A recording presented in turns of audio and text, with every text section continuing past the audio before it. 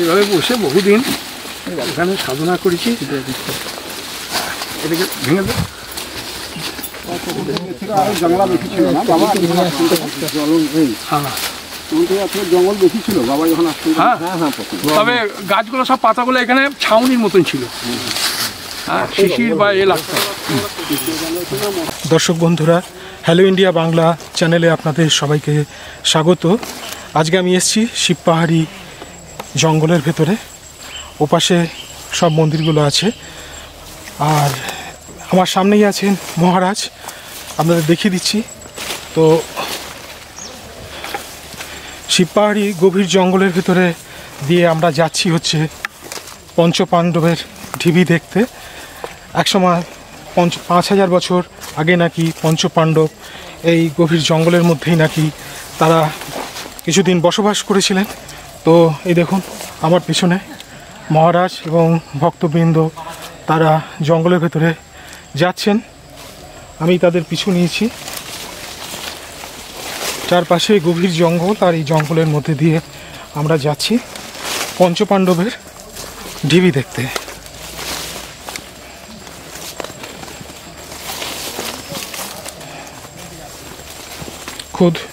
খুব বিপদ সংকুল রাস্তা, দুপাশে প্রায় ঝোপঝাড়, এক মানুষ সমান উঁচু ঝোপঝাড়। আর দেখুন সবাই কীরকম, আমরা একটা অ্যাডভেঞ্চারের মতন গভীর জঙ্গলের ভেতর দিয়ে যাচ্ছি হচ্ছে শিবপাহাড়ি। বীরভূমে মল্লারপুরের নিকটে গনপুরের বিশাল জঙ্গল। গনপুরের এই গভীর অরণ্যের ভিতরে অতি গুপ্ত স্থান শিবপাহাড়ি। এখানে আছে পাহাড়ীনাথ শিব মন্দির। কথিত আছে মহাভারতের যুগে জয়দ্রথ এখানে শিবের উপাসনা করেছিলেন এবং এখানে পঞ্চপাণ্ডব অজ্ঞাতবাসী ছিল। শ্রী শ্রী পাহাড়ীনাথ শিব মন্দিরের পাশে একটি ছোট ঘরে সপ্তাহে প্রতি সোমবারে অদ্বৈত বেদান্তের উপরে সৎসঙ্গ করেন মল্লারপুর নিবাসী বৈদিক সাধু স্বামী বেদানন্দ সরস্বতী। সম্প্রতি স্বামী বেদানন্দ সরস্বতীর সাথে সাক্ষাৎ করতে পৌঁছে গেছিলাম গনপুরের গভীর অরণ্যের ভিতরে শিবপাহাড়িতে। যখন পৌঁছালাম তখন তিনি সৎসঙ্গ করছিলেন কয়েকজন ভক্তের সাথে। তার কাছ থেকে বেশ কিছুটা সময় আমি কেড়ে নিয়ে তার সাথে ঘুরে বেড়ালাম মন্দিরের পশ্চাতে অরণ্যের ভিতরে, যেখানে আছে পঞ্চপাণ্ডবের ঢিবি। তবে আমাদের সঙ্গ নিয়েছিলেন সৎসঙ্গে যোগ দিতে আসা তাঁর ভক্তরা। জঙ্গলের ভিতরে পরিভ্রমণ করার সময় স্বামী বেদানন্দ সরস্বতীর সাথে কথা হলো আধ্যাত্মিক বিভিন্ন বিষয়ের উপরে, যার কিছু আমি আপনাদের সামনে তুলে ধরার চেষ্টা করলাম। একসময় এই গভীর জঙ্গলের ভিতরে বাঘ এবং অন্যান্য হিংস্র জন্তু জানোয়ারের অবাধ আনাগোনা ছিল। বেশ সাবধানেই আমাদের এগোতে হচ্ছিল সামনের দিকে, কারণ এই গনপুরের জঙ্গলের ভিতরে বিষধর সাপ এবং জোক আছে প্রচুর। এই মুহূর্তে রয়েছি শিবপাহাড়ি জঙ্গলের ভেতরে। তো এখানেই নাকি পঞ্চপাণ্ডবের ঢিবি আছে। তো একটুখানি আসুন, তো এই জায়গাটি সম্পর্কে, এই জায়গাটির যে একটা মাহাত্ম্য আছে, প্রাচীন মাহাত্ম্য, সে সম্পর্কে একটুখানি বলুন। এখানে পঞ্চপাণ্ডবরা অজ্ঞাতবাসে ছিলেন এবং এই স্থানটা জয়দ্রথ আরাধিত স্থান। মহাভারতে যে জয়দ্রথ যে শিবের করেছিলেন, মানে উপাসনা করেছিলেন, সেটা এইখানেই। পরবর্তীকালে পঞ্চপাণ্ডবরা অজ্ঞাতবাসে এখানে অবস্থান করেছিলেন এবং সেই অজ্ঞাতবাসের যে স্থানটা, সেটা একটু এগিয়ে গেলেই দেখতে পাওয়া যাবে। সেখানে 5টা ওদের আসন আছে, সেটা এখন অনেক উঁচু, ওটাকে ঢিপি হয়ে গেছে, কিন্তু সেই স্থানটা একটু গেলে পরেই আপনি দেখতে পাবেন সেই ওরা 5 ভাই এখানে অবস্থান করেছেন। পরবর্তীকালে তারা কোটাসুরে চলে যায় এবং কোটাসুরে সেই কোটা অসুরকে বধ করার জন্য বিচন্দ্রপুর চলে যায় এবং বিচন্দ্রপুর গিয়ে সে কোটাসুরকে বধ করার জন্য স্থানটার নামই হয়েছে কোটাসুর। আর এখানে যে পঞ্চপাণ্ডবরা যে ঢিপিতে অবস্থান করেছিলেন, সেই ঢিপিগুলোর নাম আছে ওখানে। সেই নামগুলো একটা যুধিষ্ঠির পাহাড়, ভীমের পাহাড়, অর্জুনের পাহাড় এবং আর বাকি যে 2 ভাই ভীম, অর্জুন, নকুল এবং সহদেব, এই 5টা পাহাড় ওইখানে অবস্থান আছে। সেই অবস্থানটাকে এখানে যারা সাধু মহাত্মা বা বিভিন্ন ভক্তবৃন্দরা যারা এখানে আসেন, ভক্তি সহকারে এই স্থানে শিবপাহাড়ি স্থানে আসেন তারা এইখানে ওই পঞ্চপাণ্ডবের পাহাড় দর্শন করেন এবং সেখান থেকে তারা ভক্তি মধ্যে ওখানে পূজা পাঠও হয়। আর যুধিষ্ঠির যেখানে অবস্থান করতেন সেই জায়গাটাতে একটা শিবলিঙ্গ আছে, ছোট্ট শিবলিঙ্গ। সেই শিবলিঙ্গতে অনেকেই এসে সাধু মহাত্মারা পূজা করে এবং থাকে। অ্যাকচুয়ালি এই জায়গাটা হচ্ছে উপাসনা জায়গা। সেই শিবলিঙ্গটি কতদিন ধরে আছে? এটা শিবলিঙ্গ যেটা বললেন যে ওখানে, হ্যাঁ ওখানে ওটা শিবলিঙ্গটা ঘটনাটা হয়েছিল ওখানে কিছুদিন যাবৎ আমাদেরই সব গুরু ভাইরা বা বিশেষ করে আমি ওখানে ছোটোর থেকেই ওখানে সাধন ভজন করতাম এবং ওখানে আমি এবং আমার এক গুরু ভাই ছিল, তিনি দেহ রেখেছেন। তার পরবর্তীকালে ওখানে ওই শিবলিঙ্গটাকে আমরা একটা ওইখানেই একটা জায়গায় আমরা ওটা কুড়িয়ে পাই, ওই জায়গাটাতেই পড়েছিল। এবং শিবলিঙ্গটাকে দেখেই বোঝা যায় যে ওটা শিবলিঙ্গ। তারপরে সেটা আমরা কয়েকজন মিলে সাধু মহাত্মারা এসে ওই শিবলিঙ্গটাকে প্রতিষ্ঠা করি। মোটামুটি ওই পাহাড়ের শিবলিঙ্গটা মোটামুটি গোটা 40 বছর হলো ওটা প্রতিষ্ঠিত শিব। আর এইখানে যে মন্দিরের যেটা শিবলিঙ্গ, এটা মহাভারতের জয়দ্রথের আমলের শিব। আর এই বনটাকে বলা হয় কাম্বুক বন। এই কাম্বুক বনে আপনার শিবপুরাণে ওই কাম্বুক বনের নাম পাওয়া যায়। আর এই শিবের নাম হচ্ছে জয়দ্রথ আরাধিত শিব, এবং সিদ্ধনাথ নামে খ্যাত। শিবের যে 108 নাম তার ভেতরে দেখতে পাবেন যে বীরভূমের সিদ্ধনাথস্য, সেই বীরভূমের যে সিদ্ধনাথ সেটা হচ্ছে এই মন্দিরের সিদ্ধনাথ। আর এই কাম্বুক বনের অনেক ইতিহাস আছে। এখানে বহু সাধু মহাত্মা এই স্থান থেকেই সিদ্ধি লাভ করে যায়। আর এখানে মা পার্বতী আছে এবং সিদ্ধনাথ আছে। এবং পার্বতী এবং সিদ্ধনাথের এখানে শোনা যায় কি পূর্বে খুব লীলা হয়েছে। আর এই জায়গাটার মধ্যে অসংখ্য বাঘ এবং যে হিংস্র হিংস্র জানোয়ারগুলো এখানে থাকতো, তারাও এই আশ্রমে আসতো, রাত্রে আসতো। এখানে এখন আর কোনো হিংস্র জন্তু নেই, তবে দুটো জিনিস আছে, একটা হচ্ছে হোঁড়ল আর বহু বিষধর সাপ আছে এখানে। আর তৃতীয় নম্বর জোঁক আছে, প্রচুর জোঁক। আর চতুর্থ নম্বর হচ্ছে প্রচুর খরগোশ আছে। এবং খরগোশগুলো ভোরবেলাতের দিকেই ওই আশ্রমের নিকটস্থ যায় এবং চারিদিকে বসে থাকে এবং দেখে মনে হয় যে বরফ পড়ে আছে। এবং কাছে গেলে তখন বোঝা যায় যে না, বরফ নয়, সবই খরগোশ। সেই খরগোশগুলো এখন জঙ্গলের ভেতরে দিনের বেলায় কোথায় লুকিয়ে থাকে এবং ওরা রাত্রি হলে আশ্রমের দিকে চলে আসে। আর হোঁড়ল হচ্ছে বাঘের মতনই দেখতে, ছোট ছোট কুকুরের বাচ্চা বা কুকুরকে তুলে নিয়ে চলে যায়, বাচ্চা ছেলেকেও যদি ওরা পায় সে তুলে নিয়ে চলে যায়। সেই সব হিংস্র জন্তুগুলা কিন্তু এই বনের মধ্যে আছে। তদ অবস্থাতেও এখানে আমাদের যে ব্রহ্মচারী একজন আছেন, সাধু ব্রহ্মচারী শুদ্ধানন্দ ব্রহ্মচারী, উনি এখানে থাকেন। আর আমি এখানে সৎসঙ্গটা করি, সোমবারে আসি, বিভিন্ন জায়গায় করি, তবে সোমবারটা আমার এখানে বাঁধা। এখানে সৎসঙ্গ করি, অদ্বৈত বেদান্তের উপরে সৎসঙ্গ হয়, সেটা আমি এখানে করি। এবং পশ্চিমবাংলা থেকে বিভিন্ন, পশ্চিমবাংলাও নয়, অন্যান্য প্রভিন্স থেকেও, যেমন ঝাড়খণ্ড থেকে প্রচুর লোকজন আসে, সেই দিনকে সৎসঙ্গ হয়। আর ভক্তবৃন্দরা শিবের পূজা করে। এটা কিন্তু খুব গুপ্ত জায়গা, এটা কিন্তু লোকালয়ে নয়, একটু জঙ্গলের ভেতরে, জায়গাটা খুব গুপ্ত জায়গা। আর এই জায়গাতে বর্তমানে এখন প্রচার হয়েছে, কিন্তু এই জায়গার মহিমা অসীম মহিমা। আর এই সামনে একটু গেলে পরই পঞ্চপাণ্ডবের পাহাড়। রামকৃষ্ণদেব বলেছেন যে যত মত তত পথ, তা উনি একটা সামগ্রিক অর্থে বলেছিলেন, তবু তার মধ্যে হিন্দু শাস্ত্রকে বলা হয় সর্বশ্রেষ্ঠ। তো কি কারণে এটা বলা হয়? শুনুন, হিন্দু শাস্ত্রকে সর্বশ্রেষ্ঠ বলা হয় এই কারণে বলা হয়, এখন পৃথিবীতে যত প্রাচীন ধর্ম বলতে গেলে যত রকম এখন মতবাদ তৈরি হয়েছে, ধর্ম তৈরি হয়েছে, সর্বশ্রেষ্ঠ ধর্ম সনাতন ধর্ম। আর এটা সর্বশ্রেষ্ঠ প্রাচীন ধর্ম, এটা কোরআনও স্বীকার করছে।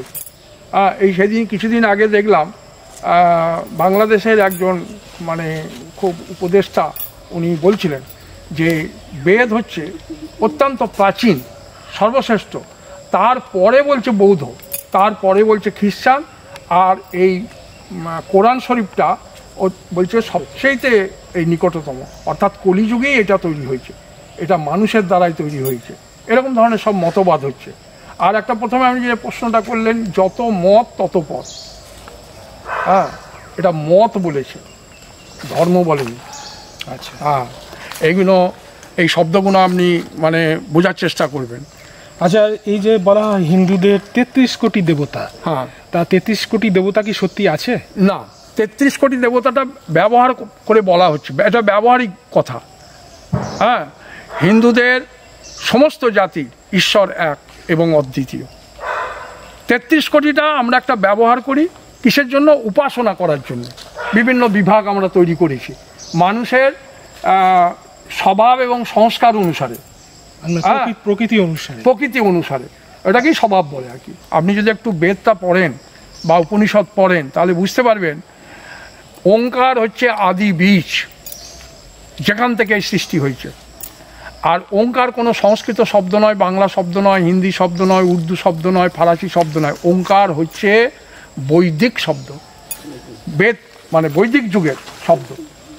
আমরা যে সংস্কৃত যেগুলো পড়ছি সেগুলো সংস্কৃত শব্দ, এগুলো মানে নয়, বৈদিক শব্দ নয়। বৈদিক শব্দ এখন বর্তমানে একটাই, সেটা হচ্ছে ওঙ্কার।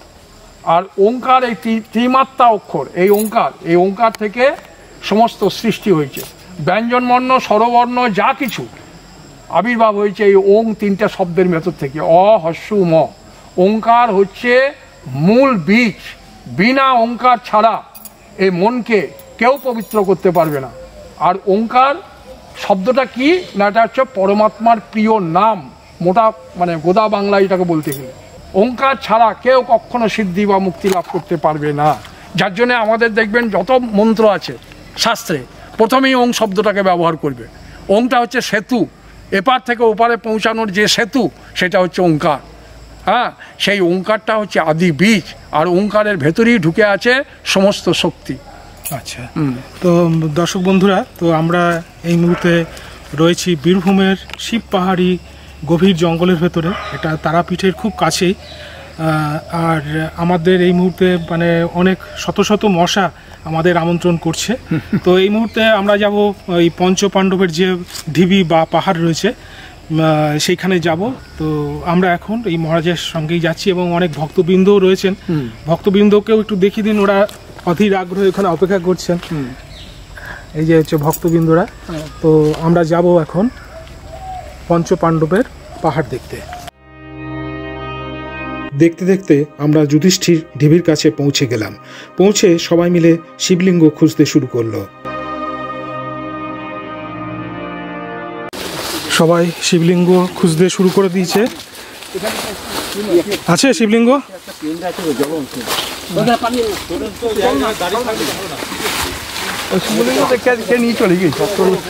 পাওয়া যাচ্ছে না। এই বিরাট গাছটির নিচে শিবলিঙ্গটি ছিল, এইখানটায় বসে সাধনা করতাম।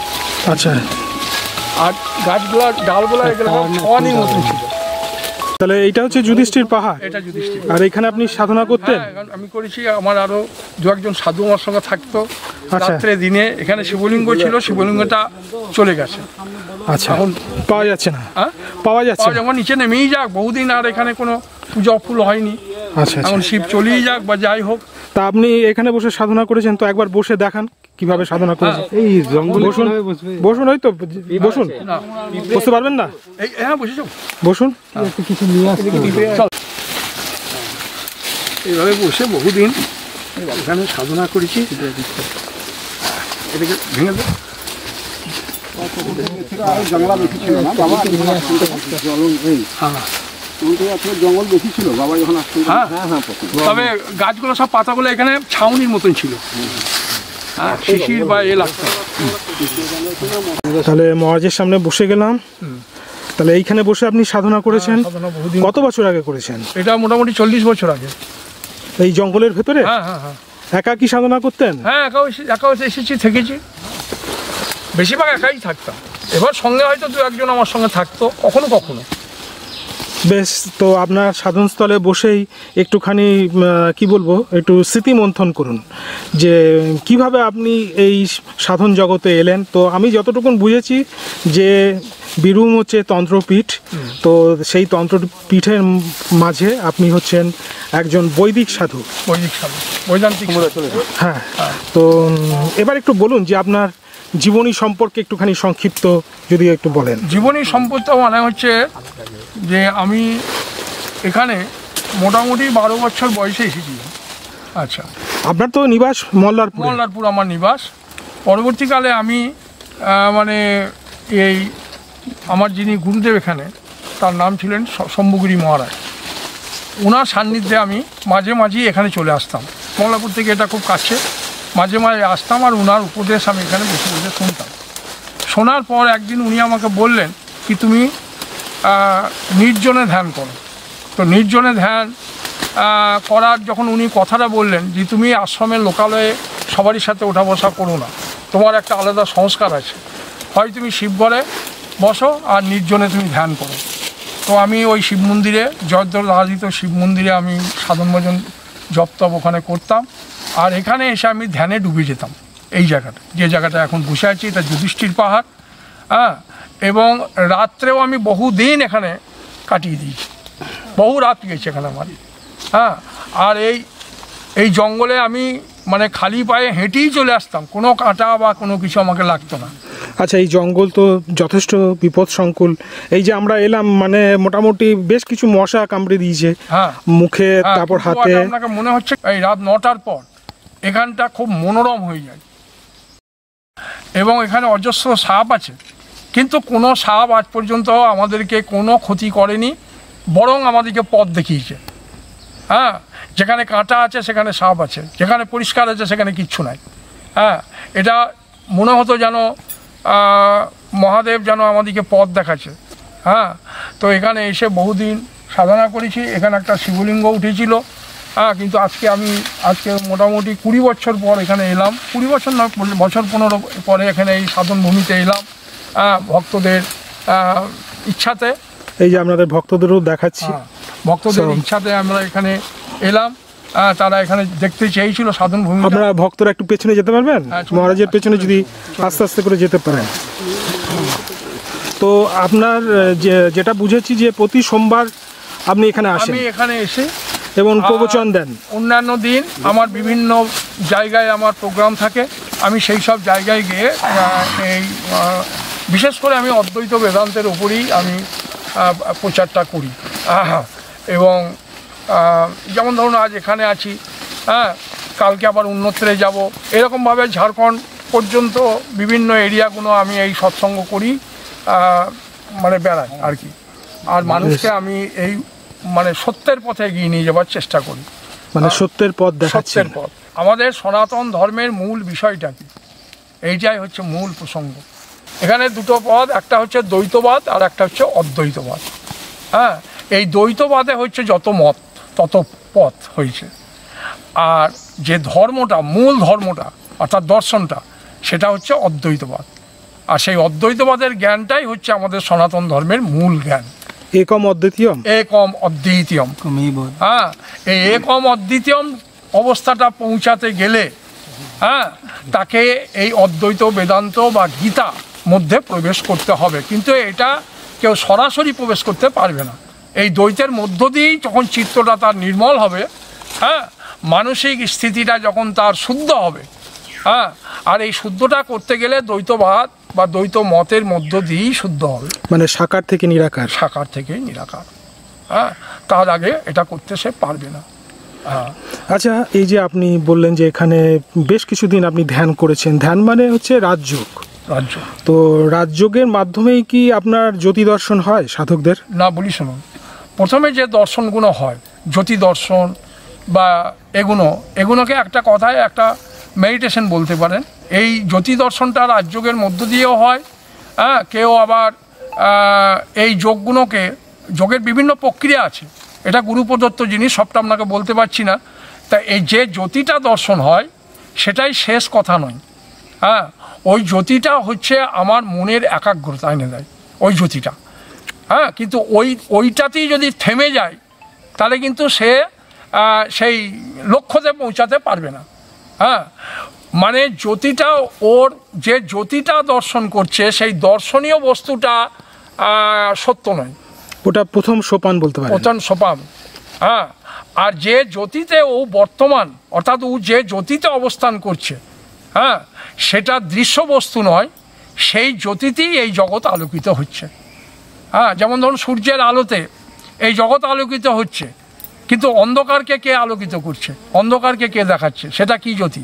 সেই জ্যোতিটাই হচ্ছে আত্মজ্যোতি, যে জ্যোতি সূর্যকেও দেখাচ্ছে এবং অন্ধকারকেও যে জ্যোতি দেখায়, সেই জ্যোতির নাম আত্মজ্যোতি। ওই জ্যোতিতে প্রবেশ করাটাই হচ্ছে আমাদের সনাতন ধর্মের সাধকদের মূল লক্ষ্য। যুধিষ্ঠিরের ঢিপিতে কিছু সময় ধর্মালোচনার পরে মহারাজের সাথে এবার আমরা নিচে অবতরণ করতে শুরু করলাম। এই যে জ্ঞানগঞ্জ কি সত্যি আছে, না এটা একটা কাল্পনিক কিছু ব্যাপার? না, জ্ঞানগঞ্জ আছে। আচ্ছা, কিভাবে সেটা আপনি বলছেন? এটা আমার গুরু পরম্পরাতেই ওখানে আমি জেনেছি। হ্যাঁ, মানে আমার যিনি দাদাগুরু বলতে গেলে আমার যিনি গুরুদেব, তার যিনি গুরু এবং তার গুরু, তার নাম হচ্ছে পূর্ণানন্দ পরমহংস। তিনি জ্ঞানগঞ্জে গেছিলেন। ওখানে তো নাকি শত শত হাজার বছর ধরে মুনি ঋষিরা, মানে সাধু সন্তরা তারা সাধনা করছে। একদম সত্য। ওটা প্রকৃতি দ্বারা পরিচালিত নয়, ওটা সূর্যমণ্ডল দ্বারা পরিচালিত। এবং ওখানে যে সাধকরা আছে তার মধ্যে মূল সাধক যিনি ওদের গুরু, ওখানকার যিনি গুরু, তার নাম অঙ্গিরা এবং মাতঙ্গী। অঙ্গিরা উনি বিচার মানুষকে উপনিষদ পড়ায়। সেই উপনিষদগুলো অতি প্রাচীন উপনিষদ, ওগুলো ওই তাল পাতার মতন এখনও ওরা লেখা আছে। ওইগুলো দেখে ওরা ওই অঙ্গিরা ঋষি উনি সৎসঙ্গ করেন।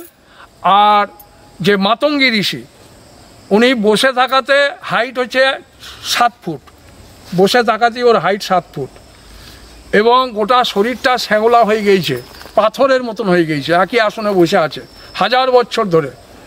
এবং উনি দেন যোগবিদ্যা, ওই যে ওঙ্কারের কথাটা আপনাকে আমি আগে বললাম, ওই ওঙ্কারের পদ্ধতিটা ওটা দেন আপনার মাতঙ্গী আর আপনার অঙ্গিরা। হ্যাঁ, অঙ্গিরা দেন যোগবিদ্যা, মাতঙ্গী দেন বিচারবিদ্যা। হ্যাঁ, এবং আজও ওখানে মোটামুটি ওখানে 4টে আশ্রম আছে। হ্যাঁ, এবং 4টে আশ্রমের ভেতরে আমাদের যেটা পরম্পরা, সেই আশ্রমের নাম হচ্ছে সিদ্ধাশ্রম, দক্ষিণ এবং পূর্ব কোণে সেই গুহাতে। হ্যাঁ, আছে আর 4টে আশ্রম আছে, নারদের আশ্রম আছে, হ্যাঁ, ব্যাসের আশ্রম আছে। এটা মানে হিমালয়ের একদম শেকড় থেকে 15 ফুট নিচে।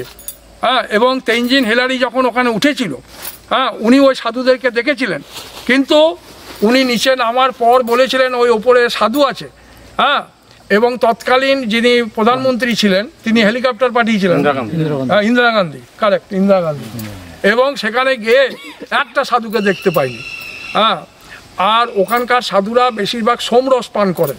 সোমরসটা গাছটা হচ্ছে আপনার ওই পুঁই শাকের মতন, ওইটা ওই থেতো করে রস বার করে, আর ওখানে বেনু বাঁশের 1 পাপ রস খালি পান করে, এই দিনান্ত ওদের আহার। আর ওইভাবে ওনারা আছেন। আর ওখানে মানে পথ এত দুর্গম, তারা যদি কৃপা না করে ও পথে কেউ পৌঁছতে পারবে, কারণ ওটা স্পেড করে। ওই স্থানটা এইরকম আমাদের শিবপাড়ির মতনই স্থান, কিন্তু এত বড় হয়ে যায়, 3-4 মাইল হয়ে যায় বড়। আর রাস্তা এই তুমি দেখবে এইটা রাস্তা, কিন্তু পরক্ষণই ও রাস্তার খুঁজে পাওয়া যাচ্ছে না, এলোমেলো করে দেবে। মানে একজন গিয়েছিলেন জ্ঞানগঞ্জে, তো উনি বলছেন মাকড়সার জালের মতন নাকি ব্যাপারটা আছে। আর ব্যাপারটা বলি শোনো, ওই জায়গাটা হচ্ছে অলৌকিক জায়গা। ওই জায়গাটার নির্দিষ্ট কেউ পরিচয় দিতে পারবে না। তবে আমার যিনি দাদাগুরু যিনি ওখানে গেছিলেন, তিনি যেটুকু পরিচয় দিয়েছেন, সেই পরিচয়ে ওই স্থানটা এবং নদীগুলো অত্যন্ত খরস্রোতা, কেউ পৌঁছাতে পারবে না। ওখানকার সাধু এসে যদি কাউকে কৃপা করে নিয়ে যায় এখান থেকে, সমতল ভূমি থেকে, সেই পৌঁছাতে পারবে। কেউ যদি নিজে থেকে মনে করে আমি ওখানে গেইছি, সে মিথ্যা কথা বলবে। মানে সেটা কি সূক্ষ্ম দেহে যেতে হয়? সূক্ষ্ম দেহে কি সূক্ষ্ম দেহে যেতে পারে? হ্যাঁ, ও তো আমাদের ভারতের ওপরই, মানে চীনের বর্ডারের কাছে। না, সেটা শরীর কিনা তাই বলছে, সূক্ষ্ম শরীরে কিনা তাই? না, স্থূল শরীরে যাবে, কিন্তু আর ওখানকার সাধুরা, আমি বলি শুনুন, ওখানকার সাধুরা এই পশুপাতনাথ মন্দিরে যে শিবরাত্রি হয় সেইখানে ওখানকার সাধুরা আসে নেপালে, এবং সেখানে ওরা ওই কুড়োল কাটারি এগুলো পাজায়, মানে ধার করে, আর ওখান থেকে যে গাছগাছড়ার মূলগুলো ওরা নিচে নামিয়ে নিয়ে আসে, সেগুলো বিক্রি করে কিছু খাদ্যদ্রব্য ওরা এখান থেকে সঞ্চয় করে ওপরে উঠে যায়। সেই সময় যদি কেউ পারে আর তাদেরকে যদি হাতে পায়ে ধরে তাদের করুণা কৃপা হয়, তো তাকে পথ দেখিয়ে ওরা নিয়ে যায়। এইভাবে ওইখানে দু একজন যদি পৌঁছাতে পারে, তো ওদের মাধ্যমে পৌঁছাতে পারে। পরবর্তীকালে ওখানে যাওয়ার পর তারপরেই সে জানতে পারবে, কিন্তু এখান থেকে কেউ সোজাসুজি যেতে পারবে না, পথটা কিন্তু নেপাল হয়ে গিয়েছে। হ্যাঁ, তিব্বত হয়ে। হ্যাঁ, এই পথ তিব্বতের পথটা কিন্তু নেপালের পথ, ওখানকার যাওয়ার পথটা নেপালের পথ। এই যে সাধুদের দিব্য দর্শন হয়, তো দিব্য দর্শন জিনিসটা কি? দিব্য দর্শন হচ্ছে এই সংসারে একটাই দিব্য বস্তু, আর বাকি সমস্ত বস্তুই হচ্ছে ভৌতিক বস্তু। দিব্য বস্তুটাকে অনেকে অলৌকিক বস্তু বলে। দিব্য বস্তু পরিচয়টা যদি দিতে হয়, তাহলে দিব্য বস্তু কোনো মানে মেটেরিয়াল জিনিস নয়। হ্যাঁ, সেটা হচ্ছে অলৌকিক বস্তু। সেটা অলৌকিক বস্তুটা আমি ভাষা দিয়ে বর্ণনা করতে পারছি না, সেইটাকেই বলা হয় আত্মা। আত্মাই এই সংসারে হচ্ছে দিব্য বস্তু, যার উৎপত্তি নাই, যার মৃত্যু নাই, যার জন্ম নাই এবং মৃত্যু নাই, যার কোনো রূপান্তর নাই, অথচ তিনি চৈতন্যরূপ। সেই চৈতন্য রূপই বিশ্বব্যাপককে যিনি প্রকাশিত করছেন, সেই দিব্যতাই হচ্ছে দিব্যতা, আর বাকি সব ভৌতিক, মেটেরিয়াল, প্রাকৃতিক। এই জঙ্গলের ভেতরে নানান রকমের গাছগাছালি দেখতে পাচ্ছি, শাল গাছেরই আধিক্য বেশি। তো এই যে এখানে একটি ফুল গাছের মতন দেখা যাচ্ছে, এটা কি গাছ? এটাকে আমরা এদেশে, আমাদের বীরভূমের এটা এদেশে এটা জঙ্গলি বটে গাছ, কিন্তু এটাকে মনসা বলে আমরা আখ্যা দিয়ে থাকি। মনসা গাছ বলি। আচ্ছা। আর এটাকে দুটো গাছ এখানে বেশি আছে, একটা হচ্ছে এই শাল গাছ, শাল গাছে আধিক্য বেশি, কিন্তু একটু যদি আপনি ওই দিকে চলে যেতেন তাহলে মুরগা গাছ। দেবতাদের দেখতে পাই না স্থূল চোখে, তো তাদের অনুভব করতে হয়। তো এই যে পরমাত্মার যে অনুভব, এটা কখন হয় সাধকের? সদা সর্বদাই আপনি অনুভবে আছেন, আপনি নিজেকে জানতে পারলেই অনুভব হবে। আপনি বিনা অনুভবে কবে ছিলেন? 24 ঘন্টা যে অনুভব আপনার হচ্ছে, দেবদেবী হয়তো অনুভব করছেন না, কিন্তু অনুভব রূপে তো আপনি আছেন, কিছু না কিছু তো অনুভব করছেন। যে অনুভব করছে সে কে? আচ্ছা, আপনি যখন এইরকমই বললেন, তখন মানে তন্ত্রে যেটা বলা হয়, কুলকুণ্ডলিনী শক্তি সদা জাগ্রত, কিন্তু আমরা বুঝি না। হ্যাঁ, তো অনেকটা কি সেরকমই ব্যাপারটা বলতে চাইছেন? ব্যাপারটা ভাষাগুলো শুধু আলাদা, বস্তুটা সম্বন্ধে এক একজনে এক একভাবে বলেছে। বৈদান্তিক ভাষায় কুলকুণ্ডলিনীকে বলা হয় বিবেক, বিবেক জাগ্রত হওয়াকে বলা হয় কুলকুণ্ডলিনী। তান্ত্রিকের ভাষায় সেই বিবেকটাকে বলা হয় কুলকুণ্ডলিনী।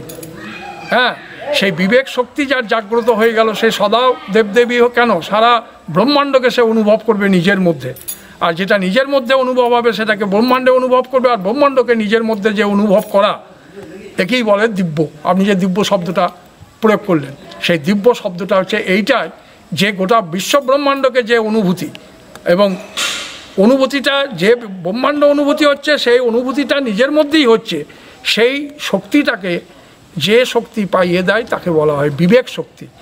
মানে এই সাধকদের হঠাৎ হঠাৎ দৈব দর্শন হয়, হঠাৎ হঠাৎ জ্যোতির মধ্যে কোনো দেবীর দর্শন হলো হয়তো, তো এইগুলো হয়। তখন কি মন খুব মানে সাত্ত্বিক অবস্থায় থাকলে পরে হয়, না তারও ঊর্ধ্বে মনের অবস্থা থাকলে তখন এই দর্শনগুলো হয়? দেখুন, অবস্থা তিনটে, একটা হচ্ছে সাত্ত্বিক অবস্থা, একটা হচ্ছে রাজসিক অবস্থা, আর একটা হচ্ছে তামসিক অবস্থা। এই রাজসিক এবং তামসিক অবস্থা, এই অবস্থাটা হচ্ছে জীবের অবস্থা, আর সাত্ত্বিক যে অবস্থাটা, এই অবস্থাটা হচ্ছে শিবের অবস্থা। এই জীব যখন এই সাত্ত্বিক অবস্থা প্রাপ্ত করে, হ্যাঁ, তার ঊর্ধ্বে বা নিম্নে কেউ নাই। সাত্ত্বিক অবস্থায় অবস্থান করলেই এই অনুভূতিগুলো সে নিজের মধ্যে দেখতে পায়, আর এটা সত্য, আর সেটাই সত্য।